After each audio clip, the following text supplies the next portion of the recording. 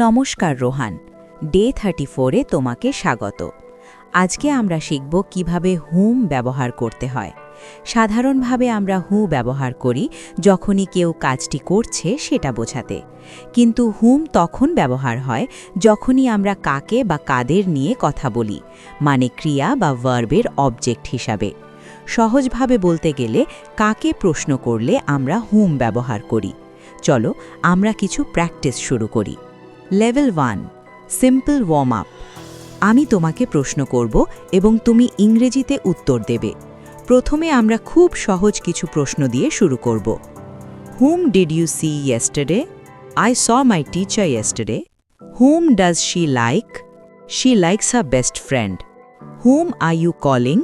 I am calling my mother. Hmm did they invite? They invited their neighbours. Two hmm should I speak? You should speak to the manager. Level 2, the 15 verb drill. এখন আমরা 15টি verb দিয়ে practice করব। প্রতিটি ভার্বের জন্য আমি positive এবং negative প্রশ্ন করব। তুমি ইংরেজিতে উত্তর দেবে। Verb 1, meet. এর মানে হলো দেখা করা। Whom did you meet at the airport? I met my uncle at the airport. Whom didn't you meet there? I didn't meet my cousin there.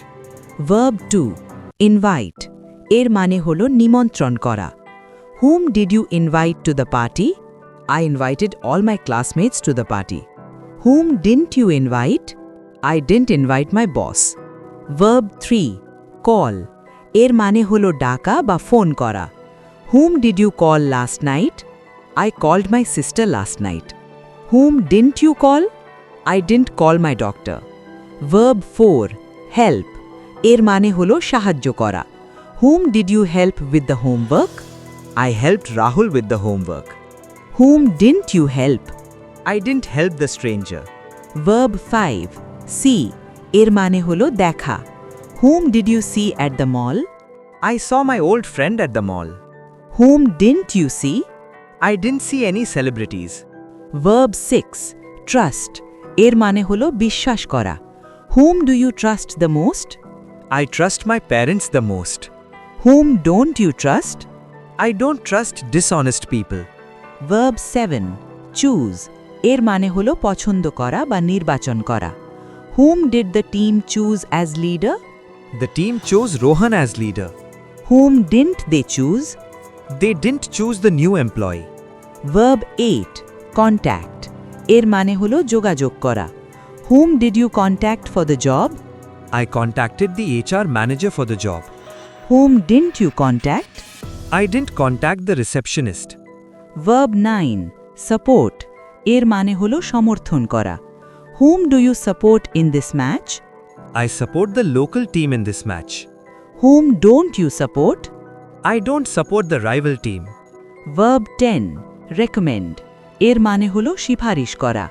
Whom did you recommend for the promotion? I recommended Sara for the promotion. Whom didn't you recommend? I didn't recommend the lazy worker. Verb 11, hire. এর মানে হলো নিয়োগ করা। Whom did the company hire yesterday? The company hired a new designer yesterday. Whom didn't they hire? They didn't hire the inexperienced candidate.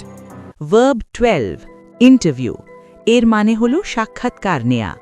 Whom did you interview for the project? I interviewed the local residents for the project. Whom didn't you interview? I didn't interview the children. Verb 13, nominate. এর মানে হলো মনোনীত করা। Whom did you nominate for the award? I nominated Mr. Sain for the award. Whom didn't you nominate? I didn't nominate the other nominees. Verb 14, remind. এর মানে হলো মনে করিয়ে দেওয়া। Whom did you remind about the meeting? I reminded the staff about the meeting. Whom didn't you remind? I didn't remind the CEO. Verb 15, thank. এর মানে হলো ধন্যবাদ জানানো। Whom did you thank for the gift? I thanked my grandmother for the gift. Whom didn't you thank? I didn't thank the delivery boy yet. Level 3, simple story mode. Rohan, এখন আমরা একটা ছোট্ট conversation practice করব। আমি প্রশ্ন করব এবং তুমি উত্তর দেবে। Rohan, I heard you were at the office late yesterday. Whom were you working with? I was working with the marketing team. To whom did you send the final report?